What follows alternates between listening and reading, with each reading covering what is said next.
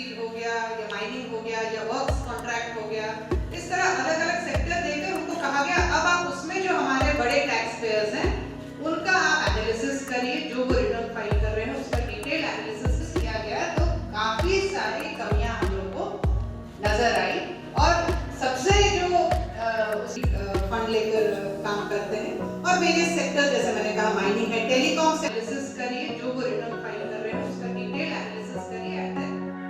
विभिन्न न्यायालयों में जो केसेस लंबित हैं वो लगभग 5,000 हैं। तो ये केसेस का शीघ्र निपटारा हो, केसेस क्लोज हों और जो बकाया हमारा है उसमें बहुत सारे ऐसी राशि है जो विवादित है, उसके कारण करदाता पे नहीं कर रहे हैं। तो इसी के लिए कर समाधान योजना लाया गया है जिसमें जो एडमिटेड टैक्स है वो 100% उनको पे करना है। जो विवादित राशि है उसमें 60% वेव ऑफ हम लोगों ने कर दिया है।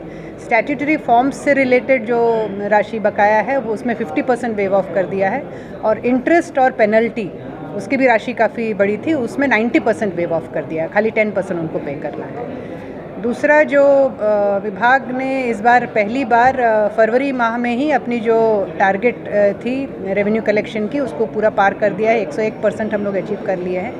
ये संभव हो सका क्योंकि हम लोगों ने जो एक विभाग में एक इराउ टीम स्थापित किया है, intelligence and revenue analysis unit, जो विस्तृत रूप से जितने भी जो करदाता रिटर्न्स फाइल करते हैं उनका एनालिसिस करती है, सेक्टर वाइज एनालिसिस करती है। ई-वे बिल का विश्लेषण हम लोग इंटेलिजेंस बेस्ड कर रहे हैं। इन सब के कारण जहां गैप्स हो रहा था उसको हम लोगों ने पकड़ा, कहां कमी आ रही है और करदाताओं ने भी सहयोग किया और इससे लगभग हम लोगों ने इस बार 2,500 करोड़ जंप किया है, एडिशनल हम लोगों ने रेवेन्यू कलेक्शन किया है और अभी फरवरी में ही हम 18,500 करोड़ पार कर चुके हैं। तो हम लोग को पूरी उम्मीद है कि मार्च अंत तक हम 21,000 करोड़ के आसपास पार कर जाएंगे और कंपनसेशन भी कुछ हमारा ड्यू है भारत सरकार में, लगभग वो 1,000 करोड़ ड्यू है। तो वो अगर आ जाता है तो हम लोग 22,000 पार कर जाएंगे। रेवेन्यू रिसीट साइड जो होता है वो होता है टैक्स से, नॉन टैक्स से,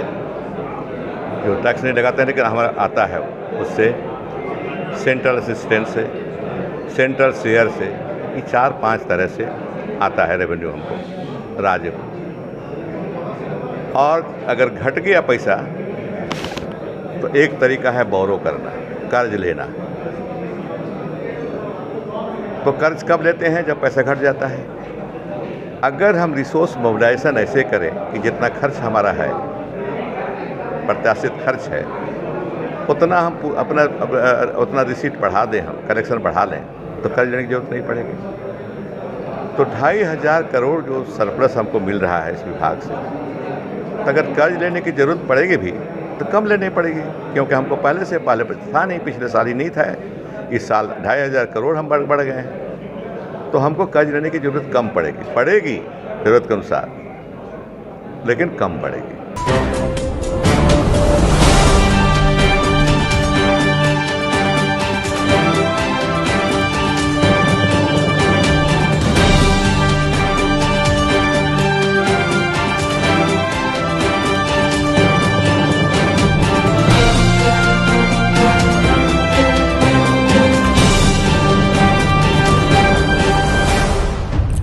झारखंड लाइफ, और राज खोलें।